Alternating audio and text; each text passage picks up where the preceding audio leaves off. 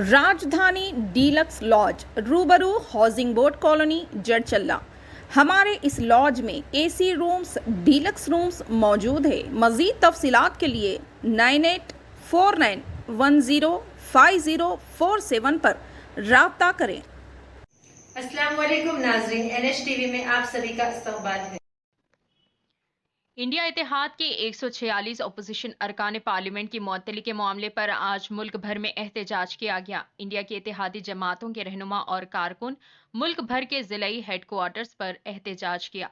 वहीं रियासत तेलंगाना के जिला महबूबनगर मुस्तखर के तेलंगाना चौराहे पर इंडिया के इत्तेहादी जमातों के रहनुमा ने शिरकत करते हुए एहतजाज दर्ज किया। इस मौके पर इन कायदीन जमहूरियत को बचाओ और बीजेपी हटाओ देश को बचाओ वाले प्ले कार्ड थामे रखे। इस मौके पर टीपीसीसी नायब सदर आबिदुल्ला कोतवाल ने कहा कि मुल्क की तारीख में भारतीय जनता पार्टी वाहिद पार्टी है जिसने मुल्क की पार्लियामेंट के 146 एमपीज का बाइकॉट किया और बीजेपी पार्टी के हक में कानून पास किया, जो कि काबिले अफसोस बात है। ఉద్దేశంతో ఈ రోజు పార్లమెంట్ లో ఉన్న భద్రతా వ్యవహారాలను అందరినీ కూడా ప్రశ్నించే గొంతులందరినీ కూడా ఈ రోజు దేశ వ్యాప్తంగా ఉన్న ఎంపీలను అదే విధంగా ఇండియా కూటమిలో ఉన్న ఎంపీలను అందరినీ కూడా అకారణంగా సస్పెండ్ చేయడం వల్ల ఈ రోజు ఈ దుర్మార్గమైన పాలన ఆర్ఎస్ఎస్ ముసుగులో ఉన్న బీజేపీ ప్రభుత్వాన్ని ఎండగట్టాలన్న ఒక ఉద్దేశంతో మన ఏఐసిసి అధ్యక్షులైన మల్లికార్జున ఖర్గే గారి ఆదేశంతో